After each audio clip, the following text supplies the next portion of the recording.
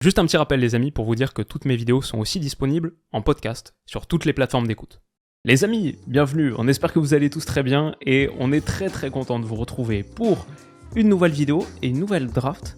Ça fait un moment qu'on n'a pas fait de draft et celle-ci, elle est très importante. C'est une draft de fin février, c'est une draft des 8e de finalistes. Je pense qu'on va se régaler et bien sûr pour cette draft, je suis en compagnie du drafter, l'imprévisible, l'incroyable, l'extraordinaire drafter. Stan, comment ça va? Ouais, ça va tranquille. J'espère que tout le monde va bien, la paix, la santé et tout. J'ai vraiment hâte parce que c'est une draft avec beaucoup d'improvisation pour moi aujourd'hui, tu vois. J'ai décidé de faire confiance à mes inner feelings un tout petit peu, tu vois. J'ai envie de faire mon Mbappé. Voilà, j'ai envie de venir et d'être imprévisible, de te dribbler et puis de dire à tout le monde comme ça, tu vois.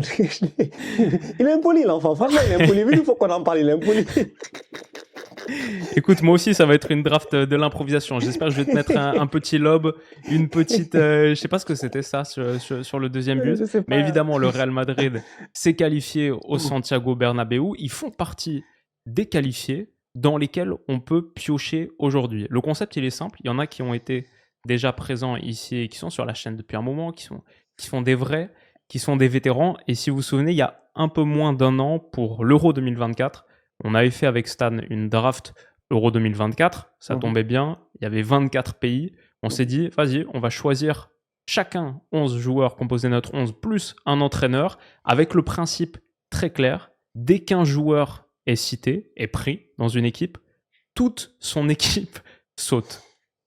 Et aucun joueur de cette équipe n'est désormais disponible pour l'autre, pour des prochains pics. Donc, ça devrait nous donner, avec les 16 huitièmes de finalistes, ça devrait nous donner 16 joueurs plus entraîneurs de Ligue des Champions. On a ajouté, en plus de ça, tous les qualifiés pour l'Europa League aussi. Les 8 qui l'étaient déjà, les 8 qui sont qualifiés jeudi soir. Et donc, on peut piocher parmi 32 équipes pour constituer notre 11. Pour que le deuxième soit pas lésé, il va avoir un petit joker. Lui pourra choisir un deuxième joueur d'une équipe dans laquelle il a déjà pioché.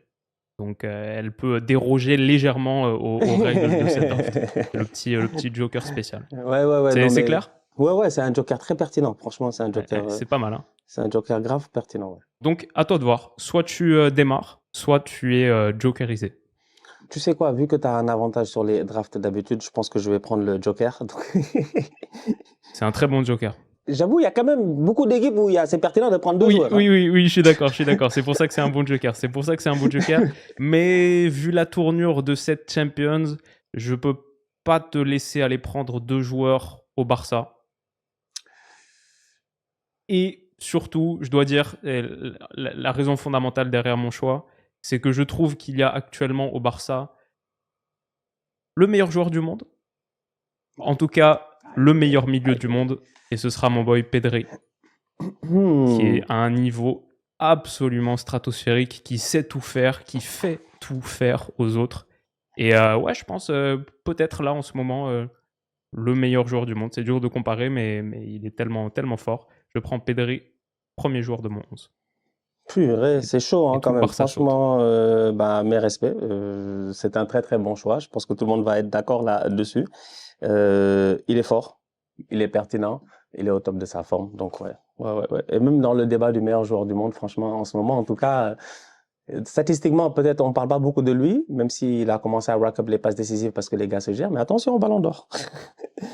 Donc du coup Pedri, ok intéressant. Donc Pedri, donc ça veut dire que le Barça saute, donc c'est mort. Hein, donc il y a plus de Lamine Yamal, hein, il y a plus de Ferran Torres, il y a tout ça, tous ces mecs-là malheureusement ne pourront pas être sélectionnés. Alors du coup plus de Hansi Flick aussi qui aurait été assez pertinent, je pense. Hansi Flick, je pense que il aurait pu faire du bien quand même à pas mal de trucs. Ouais, moi je prends Mbappé en pointe. Hein. Je prends Mbappé en pointe. Les vents ont tourné chez Stan depuis un an sur le sujet du kick, je crois. Non, c'est un bandit, franchement. C'est vrai. Ce boy-là. En fait, j'ai beaucoup réfléchi et j'ai capté, tu vois, tu sais, j'ai dit, ça se voit, franchement. Il a du DZ en lui, il a du Camer en lui. En fait, il a un mix, en fait, qui fait que j'ai l'impression qu'il est relentless. En fait, on va parler, on va se fatiguer, on va parler, on va se fatiguer, il va toujours être là, en fait. Il va renaître de ses cendres comme un phénix à chaque fois. Franchement, voilà, c'est ce genre de joueur. Bon, il lui reste encore pas mal de choses à accomplir dans sa carrière, surtout d'un point de vue individuel. Mais là, sincèrement, cette saison, elle est assez intéressante pour Mbappé, sa première saison, tu vois. Il y a des hauts, il y a des bas et ça rend l'histoire encore plus cool. Donc, ouais, je mets Kylian en pointe. Je suis pas obligé de choisir d'utiliser mon joker maintenant, n'est-ce pas? Je peux Non, attendre. pas du tout, pas du Ouais, tout. Tu poser, peux l'utiliser quand tu veux. poser, tranquille. Mais du coup, je crois comprendre que ça pourrait être un Madrilène. Mais Je sais pas, j'attends. je crois que c'est un bon J'attends de club à voir, tu vas avoir. où d'abord? J'attends de voir le joker, ça me sert à rien de l'utiliser maintenant. Je vais essayer Normal, de te normal. bloquer quelque part. Alors, le Barça et le Real sont tombés. Logique. J'aime bien mon milieu de terrain. Et je vais encore plus l'aimer en mettant à côté de Pedri. Mon second pick, ce sera le poulpe de Tavira, Joao Neves. Joao Neves, tout en fait, tout chez Joao Neves. Un peu dans un registre Pedri, c'est-à-dire le petit gabarit, mais extrêmement, extrêmement mobile, l'agressivité, encore plus d'agressivité peut-être de travail à la contre-pression que Pedri, un peu moins fort à la passe, mais quand même à des ouvertures lumineuses. C'est pour ça que je l'ai surnommé le poulpe. Je trouve que c'est une petite pieuvre. Et il y a toujours un petit tentacule de Joao Neves qui traîne. Il est tellement important dans le dispositif Luis Enrique. Et on aurait pu prendre du monde au PSG, bien sûr. Le baron Ousmane qui est en feu. Même Vitinha, je trouve, qui est revenu à un niveau très, très, très, très costaud. Hakimi en tant que latéral droit qui ferait du bien. Il y a beaucoup de monde pertinent à Paris. Le Lionceau Barcola. Mais Pedri, Joao Neves, pour un entrejeu, je trouve que ça commence pas trop mal. Yeah, c'est pas mal. Joao Neves, c'est fort. J'ai besoin de continuer à réfléchir un tout petit peu. Donc, du coup, je vais choisir mon coach maintenant, tout de suite, une fois pour toutes. Ouh. Je choisis comme ça me permet de réfléchir, tu vois. Et mon coach, je sais que c'est un bandit, c'est un gangster, tout droit sorti, je dis bien, des ténèbres, je dis, des ténèbres, des endroits les plus sombres du football. Il est parti en mission. Il est parti dans un nouveau pays, encore une fois, en conquête. C'est le bandit des bandits. Depuis qu'il est arrivé là-bas, en plus, il passe son temps à se plaindre de l'arbitrage. J'ai jamais vu un gars qui utilise son compte Instagram. Moi, je l'adore. Franchement, je l'adore. Son compte Instagram, chaque semaine, il y a une publication de VAR. Il vient, il dit que le public décide. Il y a penalty ou il n'y a pas penalty, il y a faute ou il n'y a pas faute. Et puis les gens sont là en train de commenter, de machin et tout. Moi, je suis pas sur Insta, donc je vois pas de qui tu parles. Je parle bien entendu là du gangster. The Special One, José Mourinho, évidemment. Donc je vais dans les ténèbres. Je vais dans les ténèbres et les pénombres pour ramener un mec qui a gagné la Ligue des Champions, qui a gagné, je dis bien, partout où il est allé, qui est un très très grand coach, qui est très respectable, qui est aujourd'hui deuxième du championnat turc face à une grande équipe de Galatasaray qui est très très forte aussi. Bon, moi je suis pas un spécialiste du championnat turc, mais bon, apparemment l'arbitrage là-bas c'est très compliqué, c'est encore plus compliqué qu'en Liga et tout. C'est la raison pour laquelle je disais que Mourinho, chaque semaine, il vient sur Insta et nous met des publications et puis il demande aux gens de commenter et puis il demande aux gens c'est quoi leur avis en fait, tu vois, genre, et puis il se plaint. Cette année, il a fait un truc, moi ça m'a choqué. À un moment donné, il va prendre, il y a un penalty. L'arbitre ne siffle pas. Il prend son iPad ou je sais pas quoi ou son ordi. il voit que, il regarde l'image. Il voit qu'il y a faute. Il va devant la caméra du réalisateur. Il fout le truc comme ça. Il fout le truc comme ça. Incroyable. Donc la légende. Bref, voilà. Donc ouais, je sécurise mon coach maintenant. Il y a beaucoup de coachs très intéressants effectivement. Mais j'adore Mourinho et c'est un de mes coachs préférés. Incroyable, incroyable. J'aurais pas dit que le Fener serait le 4e club cité de la vidéo et qu'on serait déjà dans l'Europa League au bout de 4 pics. Mais Mbappé, Mourinho, intéressant aussi. Ça, c'est un combo auquel j'avais jamais pensé avant. Mais j'aime beaucoup. C'est vrai que les coachs, il va falloir que je réfléchisse au mien. Mais tu prends peut-être une petite longueur d'avance là. Après, tu sais, j'ai toujours la parade Bruno Genesio aussi, si jamais il faut sous la main. Mais ce sera pas le 5e pick. ce sera pas mon pick 3. Mec, le pick 3, c'est pas facile. Hein. Il faut sans doute aller sur Mo Salah. Je pense que c'est l'heure. Il est temps. Un mec qui a... Je regarde les stats, elles semblent presque pas réelles. 24 buts, 15 passes D en 26 apparitions de Première Ligue. Donc le gars, il est déjà à 39 contributions décisives à 2/3 de la saison. Tu peux ajouter 5 buts, 5 passes dans les autres compétitions. Ouais, c'est un Mo Salah qui est en train de faire, qui est en train de faire une saison Ballon d'Or. On l'a pas vu en play-off de Champions parce que Liverpool a terminé premier de la phase de Ligue. Mo Salah à droite. Salah, Pedri, João Neves pour l'instant. Alors, double pic. Comment ça, double pic? Double pic. Oui, c'est vrai, je peux pas faire double pic. Merde. Non. Putain, je peux pas faire double Ça, c'est un autre joker, mais il n'existe pas en fait. C'est un joker qui devait exister. Tu peux pas t'attribuer des jokers comme ça. C'est comme les gens, tu leur demandes la question si vous rencontriez un génie dans la lampe, vous lui demanderiez quoi comme vœu? Et les gars, ils répondent 100 vœux.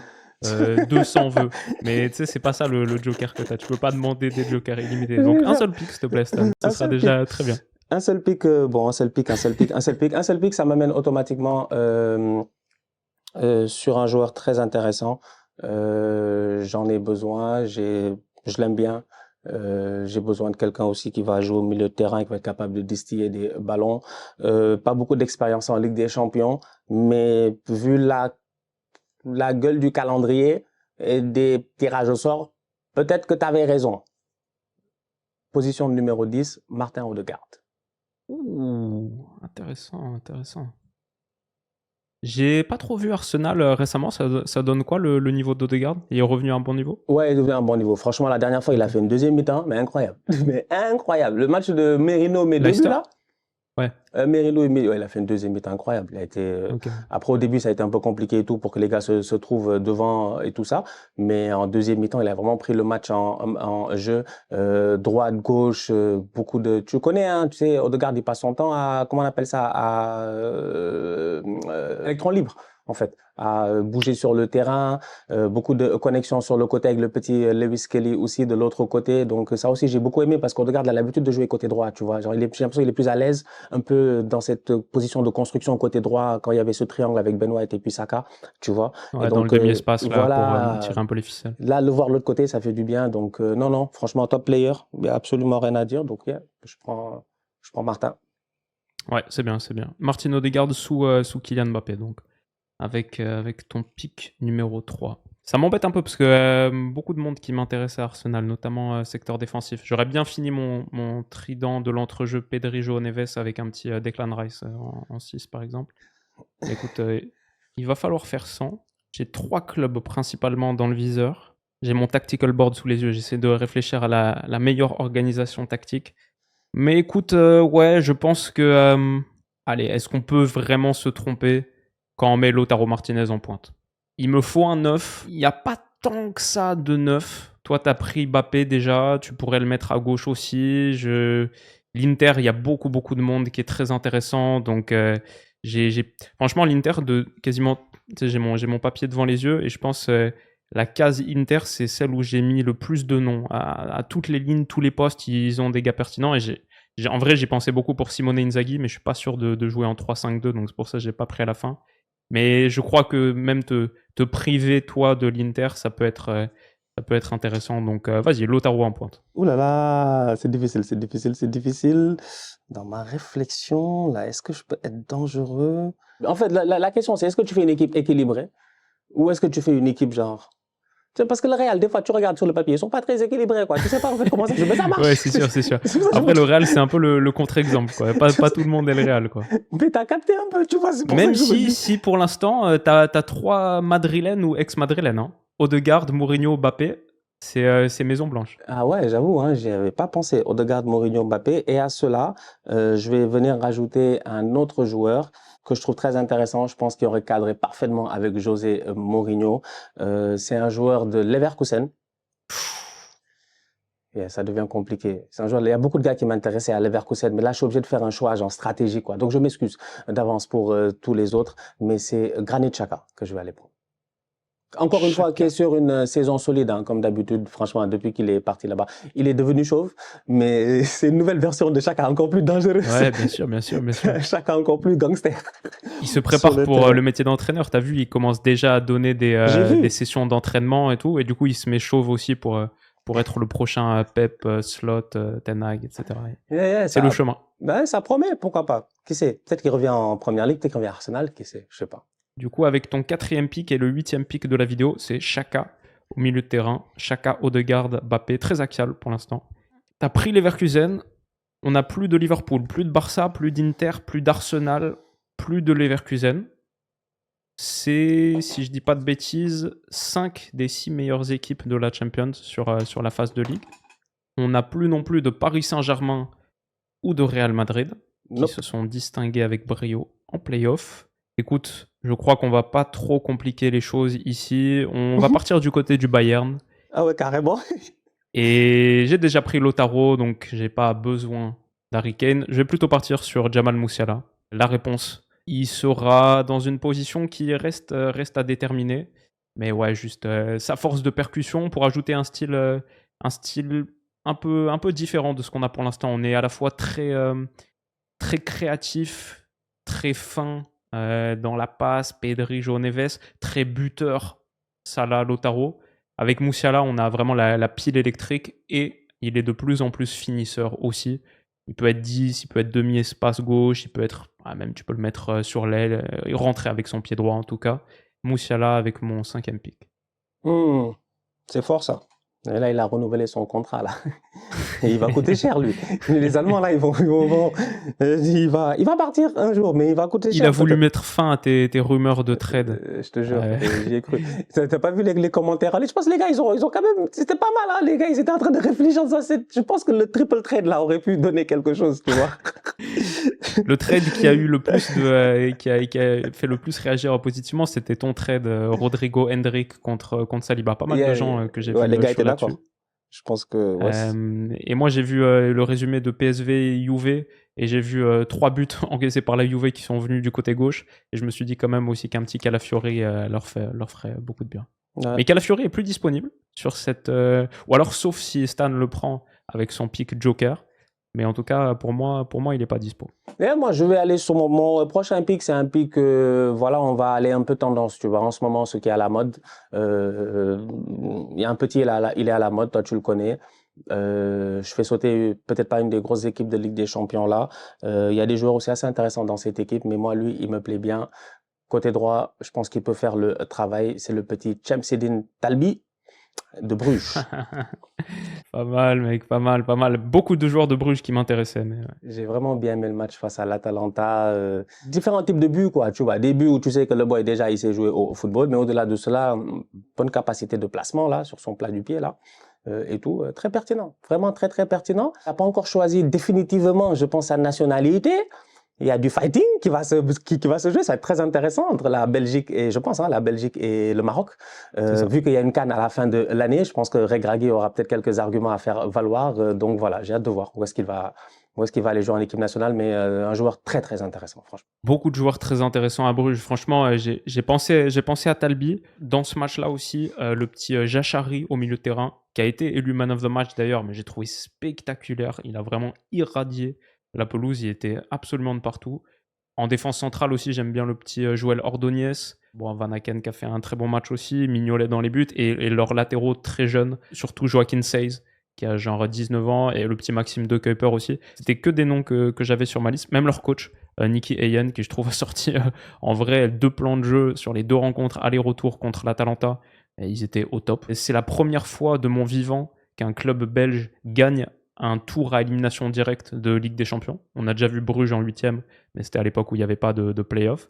Et c'est contre l'Atalanta qui était 9e du classement, donc qui était censée être la meilleure équipe de ces play-offs, genre, qui était celle qui s'était classée le plus haut. Et Bruges était 24e, la moins bonne, entre guillemets, sur le papier. Et pourtant, ils ont été très très forts. Donc ouais, Talbi, très bon choix. Parmi les équipes de Champions, il nous reste Aston Villa, Lille, Feyenoord, Dortmund et PSV Eindhoven.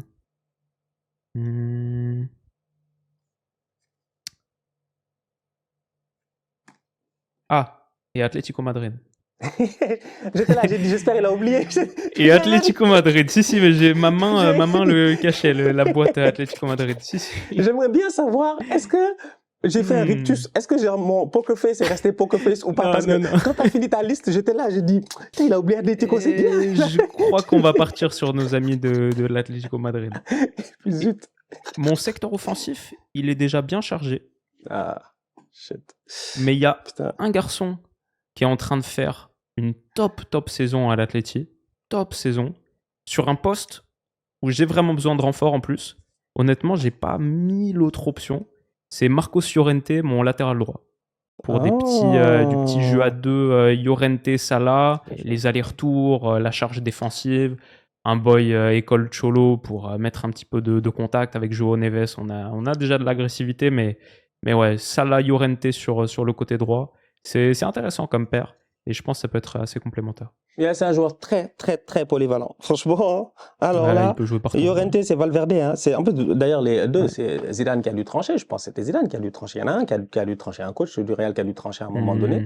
Parce que c'est deux boys du Real. Hein. C'est des profils très intéressants, très polyvalents. Couteau suisse, tu peux les faire jouer partout. Je vais aller sur mon gardien de but.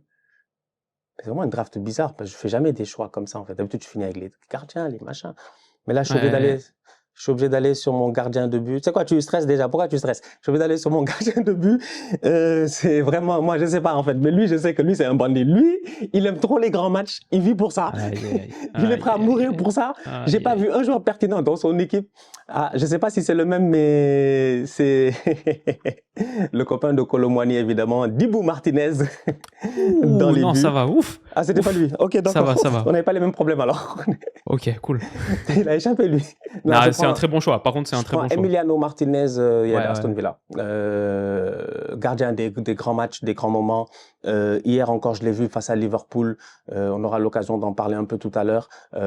C'est un très bon gardien. Franchement, en fait, il sait faire que ça. Lui, il aime ça. Dès qu'il y a les caméras, il y a le monde, tout le monde est là. Il se transcende de fou.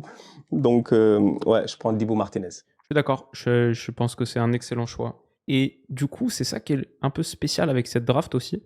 C'est un bon concept de draft, ça, les équipes qui sautent. Parce que normalement, tu sais, genre, t'as pris ton gardien, et du coup, je suis là, bah c'est bon, je peux laisser mon gardien pour la fin. Mais sauf que comme j'ai un gardien très précis en tête, si tu prends cette équipe et que désormais j'y ai plus accès, je suis pas content. Ah oui, ça c'est effectivement, ça fait du sens.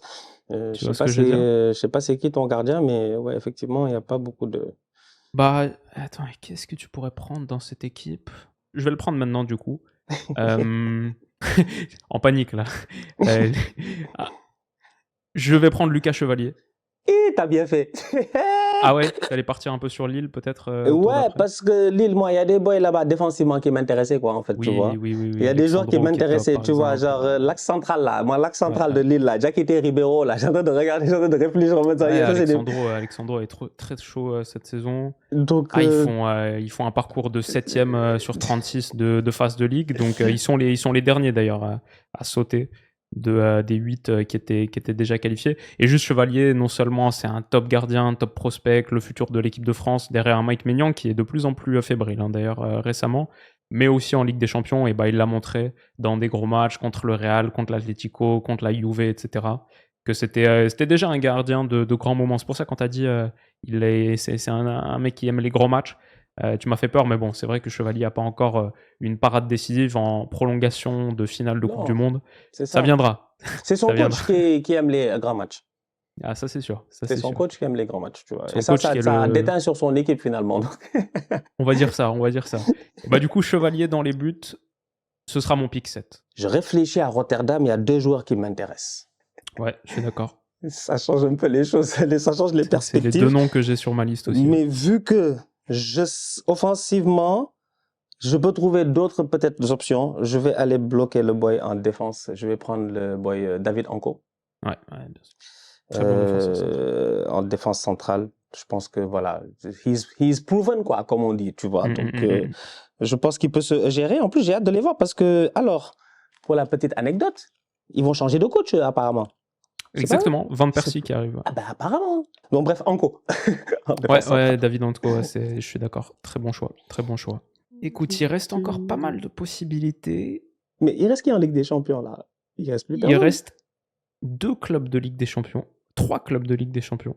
Dortmund, Benfica et le PSV Eindhoven. Et PSV Eindhoven, c'est ça. Allez, franchement, si on parle Champions League cette saison, je sais que tu l'aimes bien.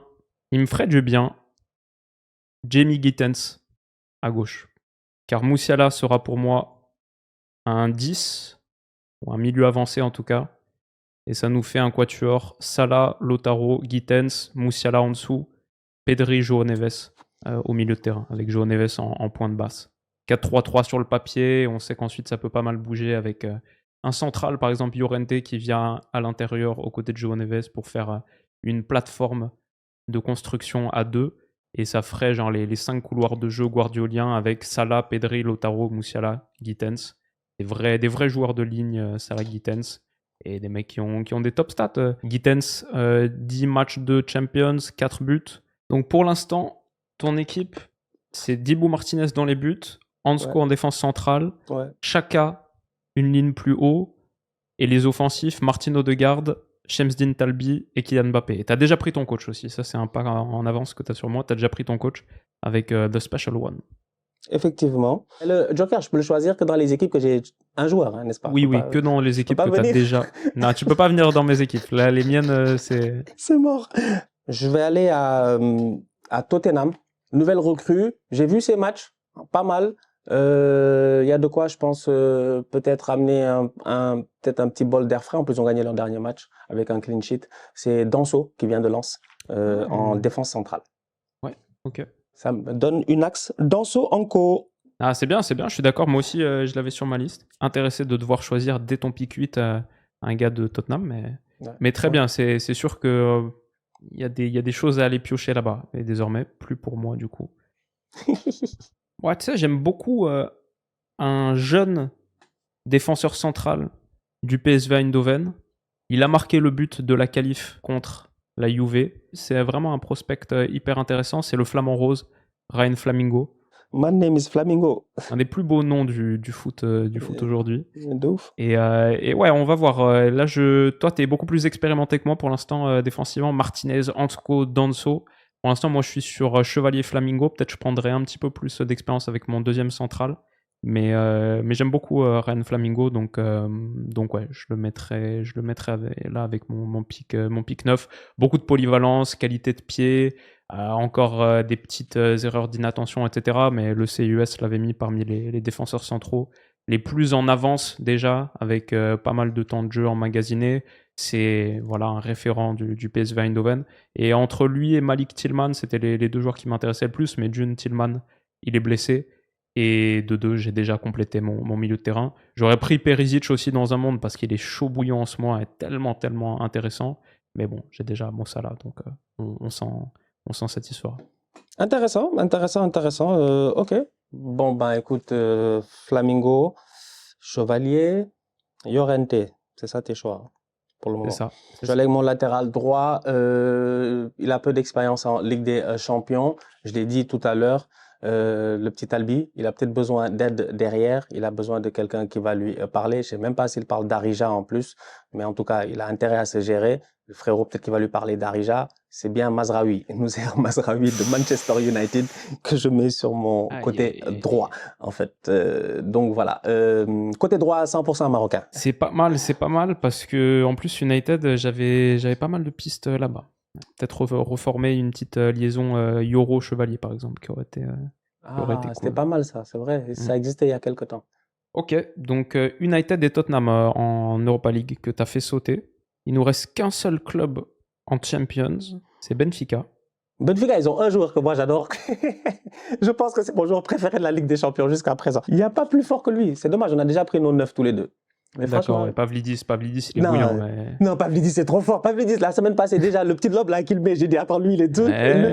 Cette semaine, comment il se débrouille pour faire la passe? La passe D qu'il a donnée à Turcoglou, là, incroyable. Ouais, comme il a mangé Mithilo Kerrer, là. Non, il est fort. Franchement, Pavlidis. Ça, c'est un 9. Moi, il me reste un défenseur central, mon latéral gauche et mon entraîneur.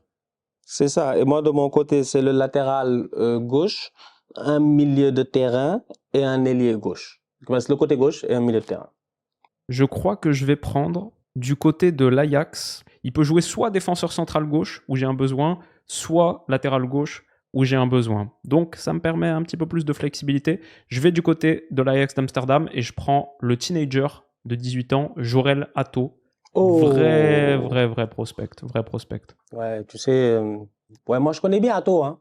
Attends, moi, je le connais bien, franchement. Ça fait 2 ans FIFA? qu'à chaque fois que je commence ma carrière Arsenal, le premier que j'achète, c'est Atto. Voilà, ouais. Il est trop fort. Et dans la vraie vie, vous n'êtes pas un peu en lien avec Atto? Il n'y a pas eu des Il y a rumeurs? eu des, Si, il y a si. eu des rumeurs sur les deux, pas le mercato passé, mais le mercato d'avant, les 2 derniers mercatos d'avant, je me rappelle très bien. Ça en parlait là, ça en parlait bien. Je pense qu'on avait même parlé dans une vidéo ici, tu vois. Il me semble qu'on en avait parlé. Je Ouais. suis C'est convaincu. incroyable quand tu dis ça, les 2 mercatos d'avant, parce que le gars, il a littéralement 18 ans, quoi.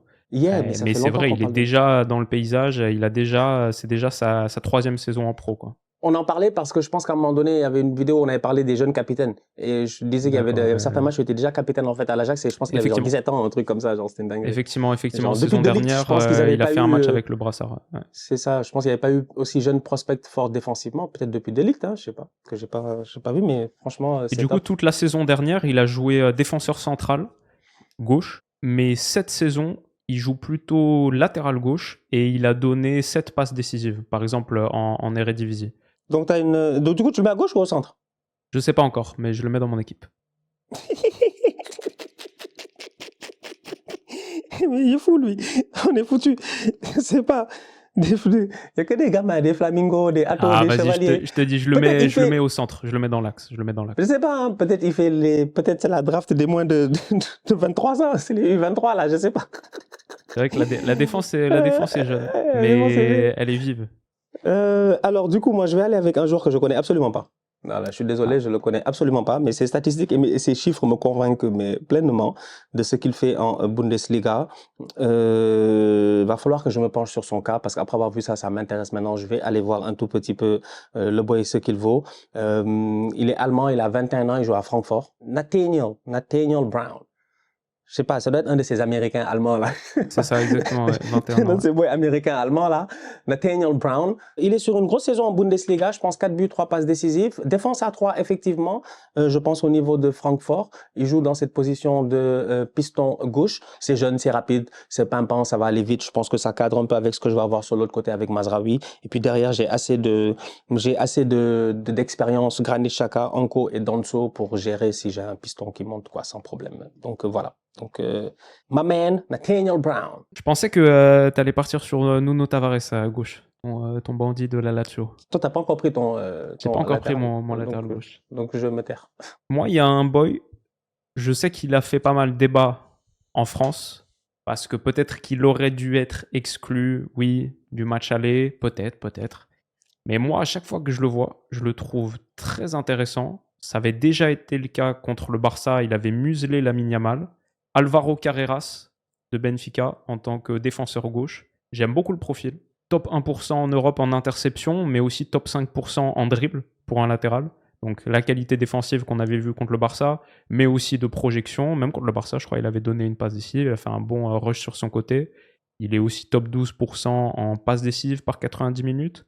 Il a de la taille, 1m86, dans un style assez particulier. Et je sais qu'à un moment, comme il a été formé ou post-formé à Manchester United, il y avait un peu un truc en mode est-ce que Amorim va le reprendre, eux qui cherchent un piston gauche et tout. Finalement, ils sont partis sur Dorgu. Mais j'ai beaucoup aimé sur un système à 4 en plus, Alvaro Carreras comme défenseur gauche. Il fait partie des noms qui m'a bien interpellé pour l'instant sur les matchs de Ligue des Champions que j'ai vus de Benfica. T'es sûr? Donc, il n'y a plus d'équipe de Ligue des Champions là disponible. Il n'y a plus d'équipe de Champions. Mais pourquoi Benfica Dans ma réflexion, je me suis juste dit que voilà, peut-être que quelques modifications pouvaient me permettre de faire rentrer un joueur du Benfica. Du coup, je suis doublement sûr. Je suis encore plus sûr de mon choix. Ça a une vibe un peu vintage. C'est peut-être ce qu'on aurait aimé voir à une saison près. Je vais mettre Declan Cep à côté de Granit Xhaka pour former ce trio. Cep, Xhaka, Odegaard. Je pense que si on l'avait l'année avec City là, on gagne le titre. On gagne le titre. C'est dommage. C'est dommage. Le Xhaka, la dernière saison qu'il nous fait, ce bandit. Ah là là là là. Si on savait que ça allait être un vin qui allait juste être bon à maturation, j'aurais dit à Wenger de le laisser à Mönchengladbach pendant encore 3-4 ans. Vraiment, c'est dommage. Il est venu un peu trop tôt. Donc oui, du coup, c'est ça. Je prends Rice et Odegaard. deux joueurs d'Arsenal. Rice parce qu'il est sur une saison juste incroyable. Franchement, encore une fois, Ouais. je pense que c'est le meilleur joueur de l'équipe là. Genre, quand il est pas là, ça se voit. Son volume de jeu est top. Il pousse, il monte, il défend, il est partout en fait. Je sais même pas en fait comment il fait pour courir autant. Moi je suis en admiration. Je kiffe ce mec. 120 millions, c'était cher payé, mais ça valait la peine. Money well spent. C'était pas Ouais. down the drain. C'était Non, vraiment absolument pas. Non, bien non. investi. Ah, je suis d'accord. C'est marrant. C'est là aussi que tu vois. Moi, j'ai fait en gros mon petit tableau avec une case par équipe. Et c'est là que tu vois aussi où sont les forces relatives de chaque club. Où est-ce qu'ils ont le plus de cracks mondiaux à leur position. Et typiquement, tu as des clubs comme le Real Madrid. Si j'ai le pick 1 du Real Madrid, même si je l'adore, il y a peu de chances que je prenne Rudiger ou même, je sais pas, quelqu'un d'autre, évidemment, sera Mbappé, Vigny et tout. Arsenal, les 3 noms que j'avais, c'était Gabriel, Saliba, Rice. Tout de suite, l'angle défensif de la meilleure défense d'Angleterre, etc. Et du coup, ouais, je suis d'accord avec toi, Rice. Très bon choix. Mais J'ai écoute, beaucoup hésité avec Saliba aussi, à un moment ouais, donné, mais je voulais vraiment sécuriser. Je sais pas pourquoi, le double pivot Chaka Rice, là, il fait plaisir. ouais, tu voulais l'avoir et désormais tu l'as. Écoute, je vais pas prendre le coach de l'AZ Alkmaar, même si je l'aime bien, même si je l'ai mis parmi mes entraîneurs à suivre, Marten Martens, le Belge. Je vais pas prendre non plus le coach de l'Olympiakos, j'ai vu c'était José Luis Mendilibar, qui a gagné l'Europa League avec Séville en 2023, donc qui a des références européennes, qui sait comment aller au bout d'une compétition européenne. Paulo Fonseca sera mon coach. Si j'avais pu mettre Pierre Sage sur ce banc pour coacher Salah, Lautaro, Pedri, Musiala, João Neves et les autres, ça aurait été avec plaisir. Mais il n'est plus le coach de l'OL et je crois pas mal en Fonseca. C'est mal passé pour lui à l'AC Milan, mais on connaît sa qualité. Il a entraîné un petit peu de partout en Europe. Il a des références, la Roma, Lille, le Shakhtar avant ça. Il a un bon effectif là à disposition. Je pense que Paulo Fonseca sur le banc, c'est un bon choix. Ouais, ça m'enlève l'option Malik Fofana sur mon côté gauche, quoi. Oui. C'est vraiment, c'est méchant. C'est vraiment méchant. Moi, j'étais là, je regardais mon petit Malik, là. J'ai dit Malik est plus fort que Martinelli. Alors, donc, du coup, il me reste un joueur à aller chercher. Il joue à l'Olympiakos. On n'a pas de joueur d'Olympiakos, n'est-ce pas? Non, pas du tout. Là, il a mis 15 buts, frérot, en championnat. Il est meilleur buteur d'Europa League. C'est chacun son Chris Wood. Vous savez, il y a des Chris Wood partout dans le monde. Franchement, il y a des Chris Wood là-bas à Nottingham. Il y a des Chris Wood, je dis bien, là-bas en Turquie. Ayoub El Kabi, marocain, 30 ans. Voilà, c'est un tonton. C'est un tonton, vraiment. C'est un buteur. C'est un buteur. J'avais pas prévu d'avoir 3 Marocains dans mon équipe, ou en tout cas 2 Marocains et un binational. Mais là, franchement, je vais prendre Ayoub El Kabi en pointe, ce qui me permet de mettre Kylian Mbappé sur le côté gauche, de le ramener là où il est éventuellement le plus à l'aise. Et voilà, donc il peut aller sur le côté gauche, il peut faire ce qu'il veut, Mbappé. El Kabi, il est là pour les déviations, jouer dos au but, les petits coups, les ballons qui traînent, machin et tout cela. Donc voilà, et puis Talbi de l'autre côté pour cette jeunesse, cette vivacité et ce fait qu'il est en train de nous bluffer en ce moment. Derrière tout cela, tu as Martin Odegaard pour distiller des bons ballons. Donc voilà. 15 buts pour El Kabi, comme tu as dit, en championnat grec et 7 en Europa League en 8 journées. Intéressant contre Karabakh, Porto, Glasgow Rangers, Malmö, Braga, Olympiakos qui avait un bon petit parcours d'Europa League en vrai. Ok, donc ça te fait un trio offensif Mbappé, El Kabi, Talbi. Moi je pensais que tu allais prendre Nico Williams à gauche à Bilbao.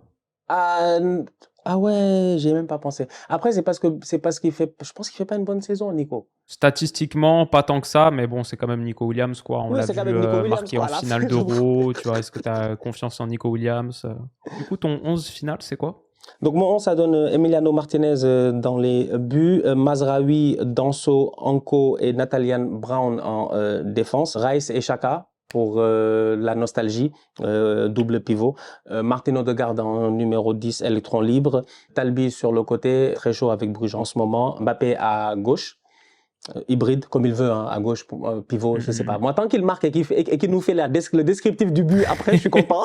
Oui, c'est ça. C'est la nouvelle spéciale, ça. C'est ça. Et puis El Kabi en pointe, parce que voilà, c'est un buteur, quoi. Parce que voilà, pour moi, je le considère comme mon Chris Wood, en fait, tu vois. Ça, c'est un buteur. C'est le sous Pavlidis ou le sous Wood, peut-être. Exactement. Très bien. Mon buteur face à El Kabi, c'est l'ami Lautaro Martinez. Sur les côtés, j'ai Salah et Jamie Gittens.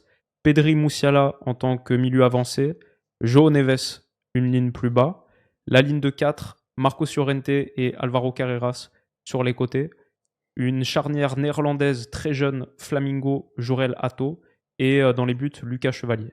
Et le coach, j'ai oublié, José.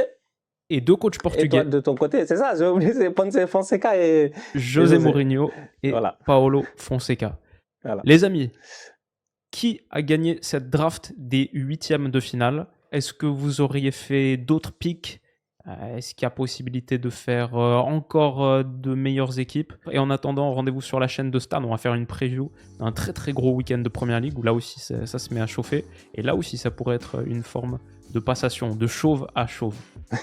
Rendez-vous très vite les potes. Prenez soin de vous, passez un excellent week-end. Et on se dit à bientôt. Bisous.